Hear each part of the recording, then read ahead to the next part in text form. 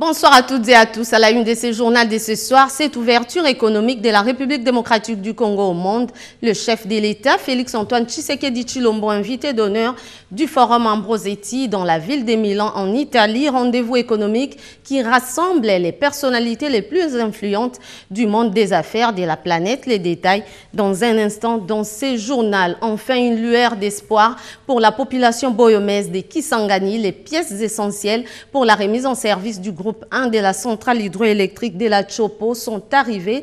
Des images à suivre également dans les cœurs de ce journal. Bienvenue à tous. Milan, capitale du monde économique, le chef de l'État prend part au forum Ambrosetti en Italie, des assises de haut niveau qui réunit des personnalités influentes de la sphère économique mondiale. Le président de la République, Félix-Antoine Tshisekedi Tshilombo, est parmi les personnalités ressources dans les échanges en panel sur les atouts en matière d'investissement en Afrique et en République démocratique du Congo. Les images dans un instant dans ce journal.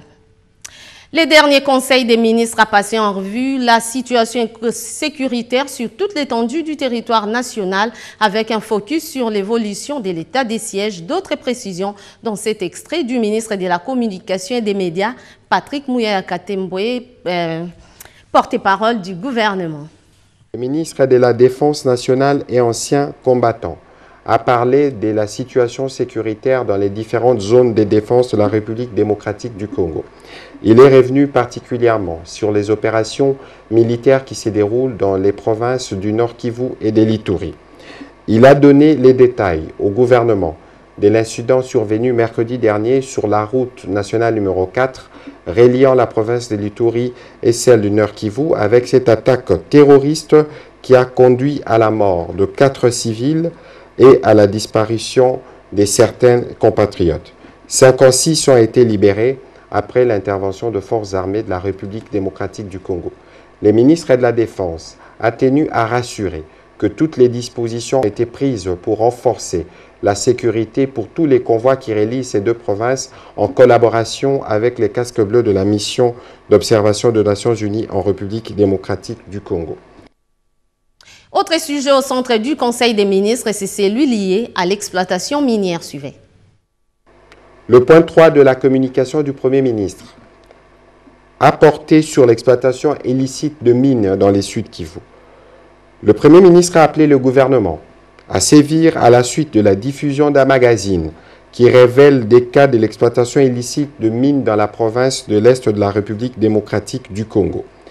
Les auteurs de cette situation, qui est aussi facilitée par la présence de groupes armés, doivent être sévèrement sanctionnés. À cet effet, le Premier ministre a invité les ministres en charge de l'Intérieur, de la Justice et des Mines à prendre des dispositions nécessaires pour suivre de près cette situation. Justement, parlons de l'exploitation minière illicite dans l'espace géographique sous état des sièges reste préoccupante. Le gouvernement de la République s'y est penché. Des sanctions exemplaires seront prises à l'endroit des contrevenants. Joseph Oscar Mbalkaïj. La RDC n'est pas un no man's land.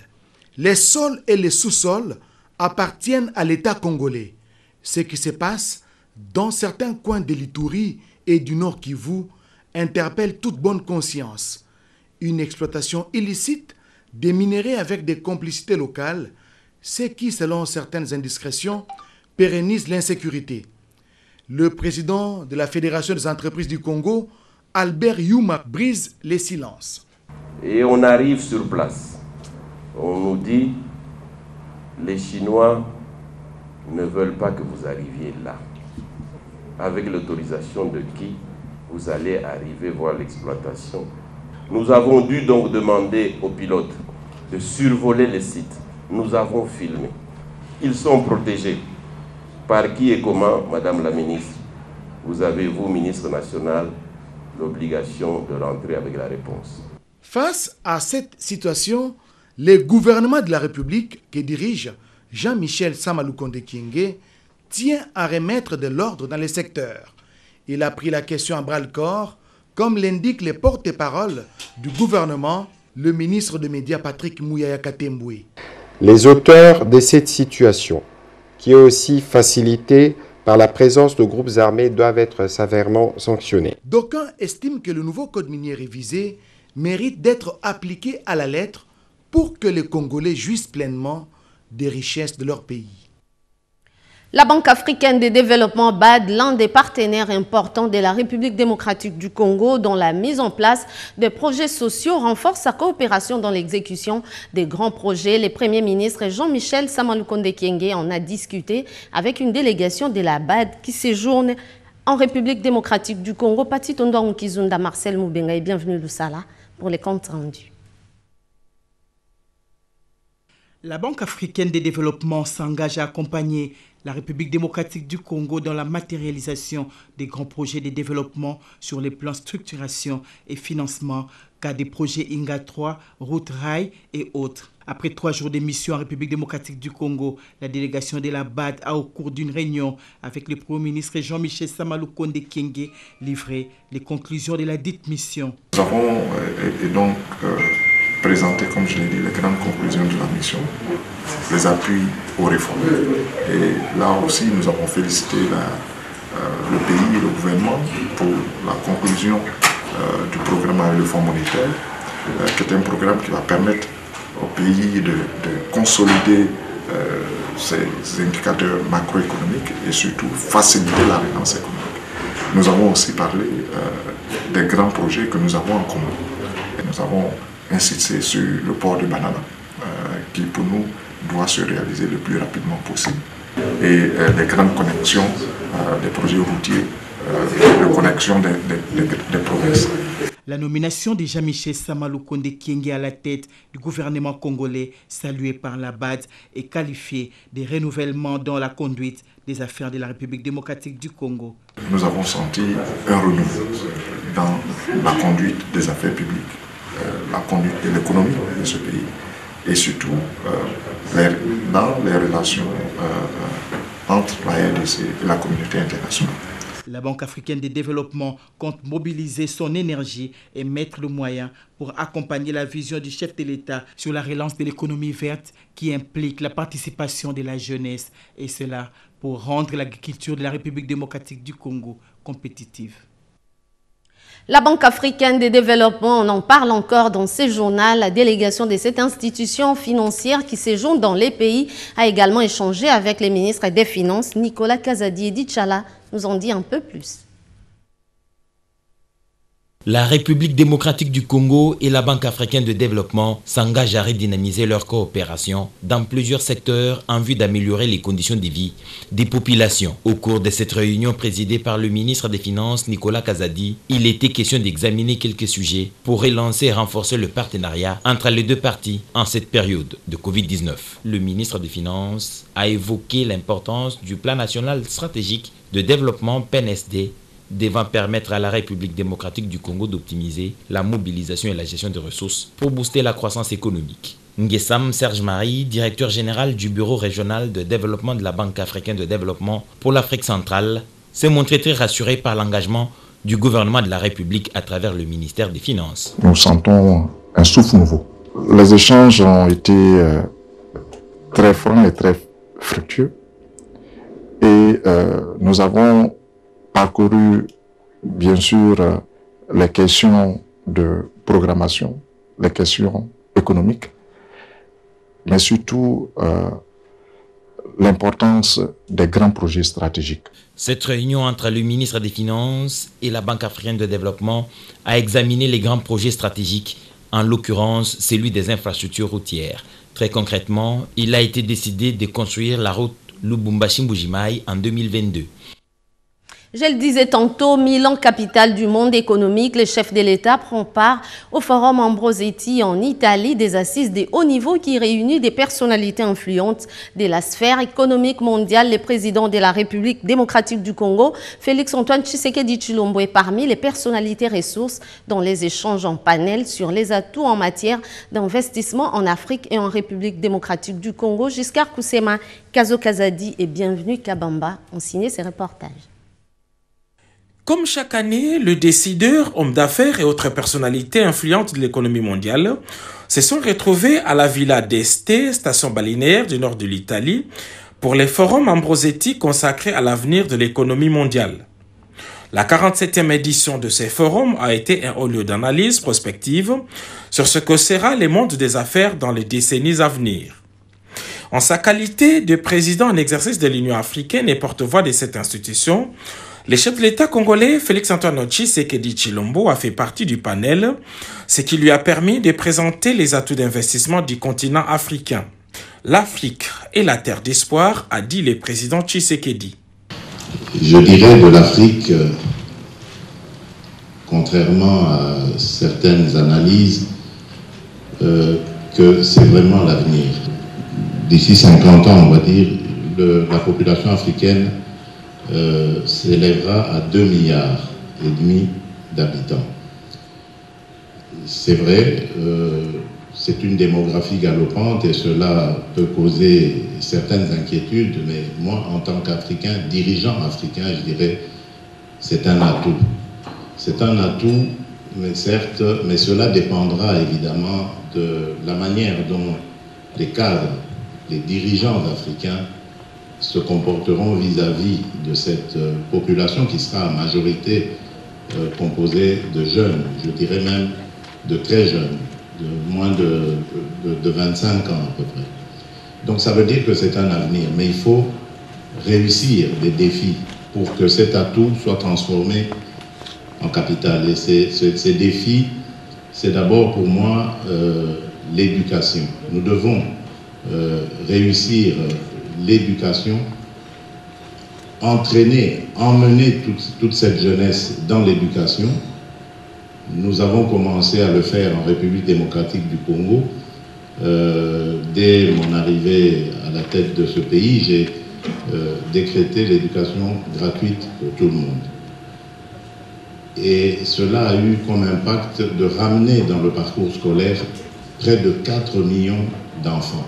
Toutefois, le président en exercice de l'Union africaine a présenté les défis auxquels est confronté son continent et particulièrement son pays, la République démocratique du Congo. Le grand défi en Afrique, il est sécuritaire. Il n'y a pas de développement plutôt sans paix, sans sécurité. Sécurité pour les populations locales, mais sécurité également pour les investissements. Et à partir de là, je crois que le boulevard sera ouvert pour des grands investissements dans l'infrastructure qui est un grand défi pour le développement de l'Afrique et bien d'autres secteurs. J'ai parlé de l'agriculture, de l'éducation, du social avec des logements. Tout cela, évidemment, peut faire le bonheur à la fois des Africains, mais également de ceux qui viendront y investir dans un partenariat que nous voulons gagnant-gagnant. Dans un jeu de questions-réponses bien maîtrisé, le président de la République démocratique du Congo a donné toutes les assurances à ses interlocuteurs méticuleux. Ces forums de référence DST aura été une vraie vitrine pour vendre une image positive de l'Afrique et de la République démocratique du Congo. Cotonou au Bénin, capitale africaine de l'économie numérique, un nombre important des ministres des États africains du domaine du numérique se sont réunis dans la capitale béninoise pour réfléchir sur l'essor économique de l'Afrique à travers le numérique. La République démocratique du Congo y a été représentée à ces rendez-vous par les ministres de Postes et Télécommunications, Nouvelles Technologies de l'Information et de la Communication, Augustin Kibasamaliba. C'est un commentaire de Nono Mantsekou. Les pays membres du réseau francophone des ministres en charge de l'économie numérique étaient en réunion à Cotonou au Bénin. Les participants ont porté leurs réflexions sur 3 défis majeurs de ces réseaux édictés par la présidente en exercice, la ministre béninoise du numérique et de la digitalisation, Aurélie Adam Soulé-Zoumarou. Il s'agit entre autres de la réduction de la fracture numérique, de la création des contenus en français et de la réduction des risques ainsi que des menaces numériques. Le ministre des PTNTIC, Augustin Kibasamaliba, qui a fait une corrélation sur les 3 défis du réseau francophone des ministres en charge de l'économie numérique avec le plan national congolais du numérique, a soutenu dans ses interventions que la position stratégique de la RDC autour des 9 pays voisins est celle de réduire la fracture numérique. Selon lui, il sera question essentiellement d'accroître les 4 000 km de fibres optiques à 50 000 km pour une meilleure couverture numérique en RDC afin de traduire la vision des chefs de l'État Félix Antoine Tshisekedi Tshilombo. Vous devez le savoir, chez nous, il y a beaucoup qui ne sont pas encore vraiment engagés dans cette direction-là de l'usage du numérique. Pourtant, nous avons bien compris l'impact direct qu'il y a entre le développement du secteur du numérique et de la digitalisation avec l'économie. Cette opinion a été partagée par la secrétaire générale de l'Organisation internationale de la francophonie. Louise Mushikiwabo pense que l'OIF doit soutenir les efforts de l'Afrique et partant de la RDC, un grand pays de la langue française, dans la connectivité et la création des contenus en français pour pérenniser cette langue sous menace d'autres langues sur la toile. J'en parlais dans les titres qui s'engagnaient toujours dans le noir. La centrale hydroélectrique de la Chopo connaît un déficit criant en fourniture de l'énergie électrique dans la ville. Les pièces essentielles pour la remise en service du groupe 1 de cette centrale sont arrivées. Suivez cela en images et commentaires. Kisangani, de nouveau éclairé, toute l'attention est focalisée sur ces cargos qui atterrissent avec près de 4,5 tonnes de matériel servant à la réhabilitation du groupe 1 de la centrale hydroélectrique de la Chopo. Ces précieux sésames, réceptionnés par le directeur régional nord-est de la SNEL SA, Alphonse Kitambala Tabou, va permettre un rétablissement rapide de l'énergie électrique dans la ville. Un engagement pris et respecté par le directeur général de la SNEL SA, Jean-Bosco Kayombo Kanyan, qui s'est investi pour le retour de l'électricité. Notre direction générale a tout fait pour que ce matériel puisse arriver ici à Kisangani. En fait, ça concerne le groupe 1. Ce groupe-là est en panne depuis juillet 2017. Quand le groupe était tombé en panne, les pièces endommagées avaient été démontées et on avait envoyé ça en Afrique du Sud pour réparation. Et la réparation venait d'être terminée. Ça coïncidait aussi avec l'autre incident que nous avons connu ici du groupe numéro 3. C'est ainsi que la direction générale a décidé d'expédier en urgence ce matériel et l'avion qui a amené le matériel ici va retourner avec le matériel qu'on a démonté du groupe numéro 3.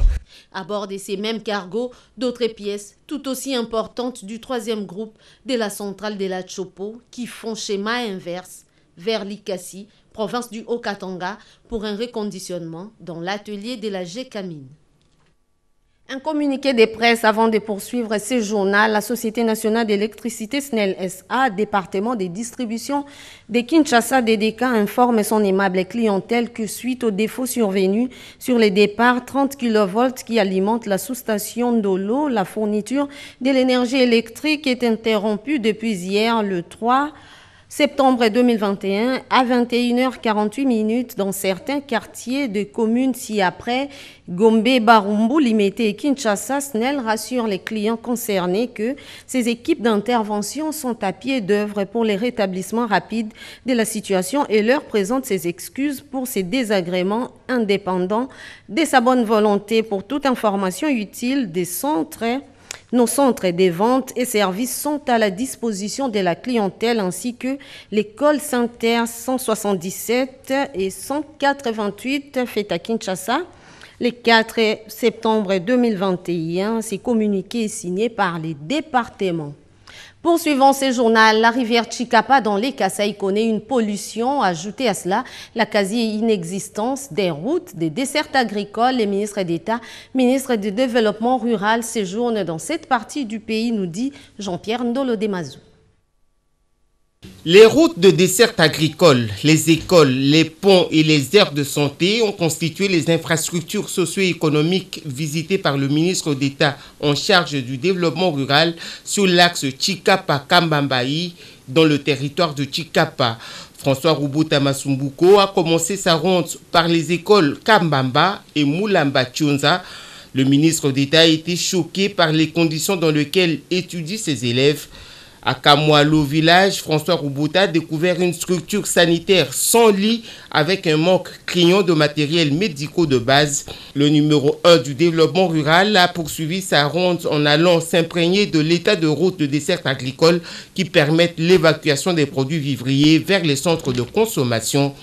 Plus de 110 km de routes parcourues ont permis au ministre d'État de se faire une idée sur l'état des infrastructures de base à Chikapa. François Roubota a promis de faire un lobbying auprès des hautes autorités du pays pour l'amélioration des conditions de vie de cette population. Quelques villages ont été ciblés pour l'implantation des forages d'eau afin de desservir cette population en eau potable, elle qui continue à utiliser les eaux polluées des rivières Kasaï et Chikapa. Une administration publique unifiée où les disparités entre agents publics n'existaient pas, c'est possible. Le vice-premier ministre, ministre de la fonction publique, Jean-Pierre Liaou, y travaille. Ce dernier est arrivé à Goma, dans le Nord Kivu. C'est un reportage de Nadine Kilo-Shomastadja Boumo Kemaluma à travers ses commentaires de Cédric Eninambo. Accueilli avec pompe sa descente d'avion à Goma, dans le Nord Kivu, les vice-premiers ministres, ministres de la fonction publique, modernisation de l'administration et innovation du service public, Jean-Pierre Liaou, a révélé à la presse l'objet de sa mission, celui du passage en revue du fonctionnement des services de l'administration publique dans le Nord Kivu. Je suis venu à Goma pour essayer de faire les points avec les autorités provinciales sur le fonctionnement de services administratifs de la province. Avant d'entamer les activités prévues dans son agenda de travail, les patrons de l'administration publique s'est entretenu avec le vice-gouverneur policier du Nord Kivu. Question pour lui de recueillir assez d'informations et d'apporter des solutions.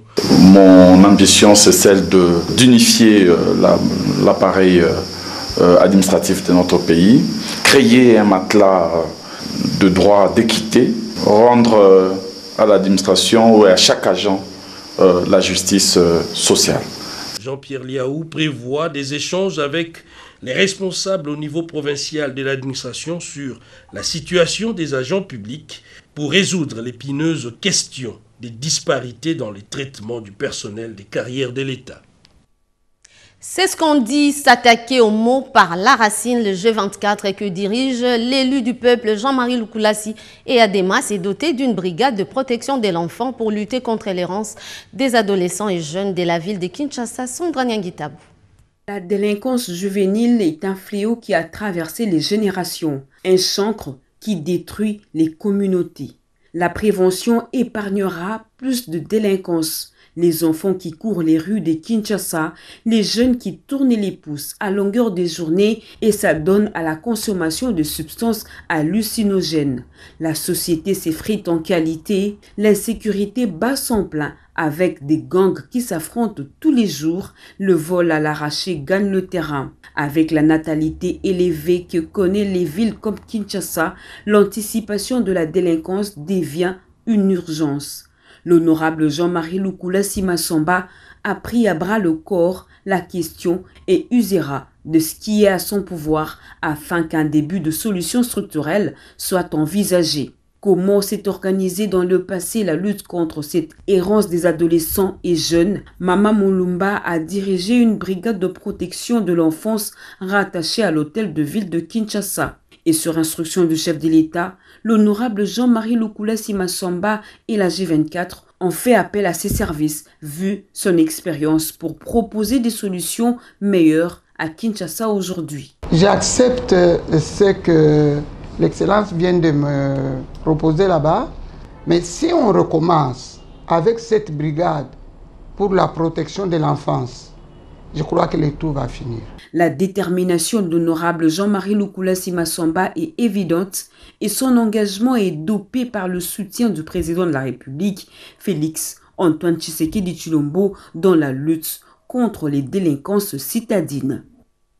La culture dans toute sa diversité, les ministères de la Culture et des Arts s'érigent en passerelle entre les établissements universitaires et les créateurs des œuvres de l'esprit. La ministre de la Culture était présente à la 4e édition de l'exposition des universités. D'autres détails avec Jojo Ndibou et Nana Sansungi. Le ministre de la Culture, Arts et Patrimoine sollicite un contrat de collaboration avec le jeune créateur des universités. Une façon de protéger leurs œuvres de création et d'esprit. Catherine Katongo Fora les a invités aussi à multiplier des inventions et à les diversifier. La patronne de la culture, art et patrimoine a soulevé 10 propositions allant des startups de sensibilisation de la paix aux clubs culturels en passant par des alertes contre l'insécurité. Si nous nous disons aujourd'hui engagés à accompagner ce genre d'activités, c'est parce que nous voulons développer dans la jeunesse le sens vraiment du business. Créer, gagner et faire gagner les autres. Je voudrais que nous puissions lancer ensemble une étude de nos cultures traditionnelles. Et donc nous comptons sur le fait que vous allez nous aider, vous, archéologues, historiens, géographes, à repérer tous les sites historiques de notre pays et à écrire une nouvelle page d'histoire de notre civilisation parce que notre histoire a été falsifiée. C'était au 2e jour de la 4e exposition des universités du Congo, lesquelles sont sur l'agenda 2063 de l'Union africaine, dont le chef de l'État, Félix Antoine Tshisekedi Tshilombo, est président en exercice, qui a invité les jeunes à avoir des projets d'innovation et leur a promis notamment un fonds spécial pour la promotion de l'entrepreneuriat. La Ligue des femmes de l'Union pour la démocratie et le progrès social UDPS a un nouveau comité. On en parle dans les détails dans ces reportages signés Nadine Yango.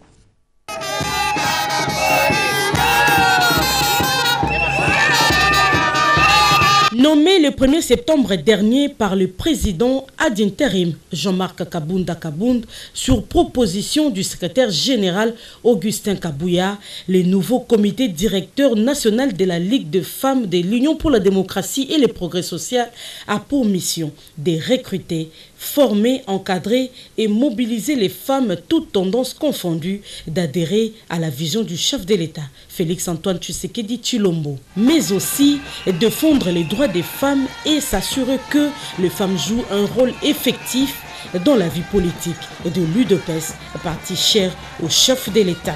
Une ambiance festive a régné ce vendredi 3 septembre 2021 au siège du parti pour remercier le président ad intérim Jean-Marc Kabound et le secrétaire général Augustin Kabouya. Tenons d'abord à remercier vivement l'honorable Jean-Marc Kabound pour la désignation de ce nouveau comité. Malgré ses multiples engagements qu'il a, mais il a dû s'impliquer dans l'affaire de la femme pour donner le nouveau comité.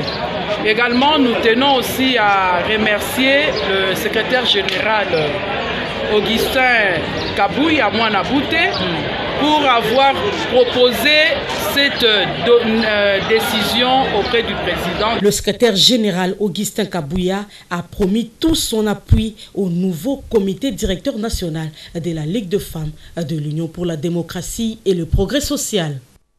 La traite des Noirs, une partie de cette tragédie est portée par la République démocratique du Congo. Les comités scientifiques du projet international de l'UNESCO sur la traite négrière a animé ce week-end une conférence scientifique à l'Université de Kinshasa sur la révalorisation des sites de mémoire. Cédric Enina Junior Koufounzouka signe ses reportages. Un auditoire alerte motivé pour connaître la partie quasi méconnue de l'histoire de la traite négrière en RDC. L'étape de l'Université de Kinshasa a couronné une série de conférences scientifiques animées dans le Congo central sur la déportation. De l'histoire réécrite par des scientifiques qui appellent à une interprétation exégétique de ces faits qui remontent voilà des siècles. Le professeur Théodore Ngoy, président du comité scientifique du projet international de l'UNESCO La Route des Esclaves, a expliqué la portée de ces projets et la nécessité de revaloriser les sites de mémoire en émettant le vœu de la tenue prochaine d'un symposium international sur la traite négrière en RDC. Le comité scientifique doit leur proposer, en dehors du programme, l'identification des sites de mémoire, la capture, les marchés d'esclaves, l'embarquement des esclaves, jusque dans les lieux où ils devaient servir, dans les plantations, les mines, pour construire l'économie héro-américaine. Nous avons été victimes non pas seulement de la traite négrière transocéanique et transatlantique, mais nous avons connu aussi la traite transsaharienne, qui est dite aussi orientale ou arabe, pendant plusieurs années. Autre intervention, c'est celle du professeur Chilombai sur les Nations Unies et les nouvelles formes de la traite en Afrique, mais aussi celle du professeur Philémon Mukendi sur la résistance africaine face à la traite. C'est la fin de ce journal. Merci à vous de l'avoir suivi. Serge Mata revient à 20 h pour la suite de l'actualité. Excellente suite des programmes sur nos antennes. Au revoir.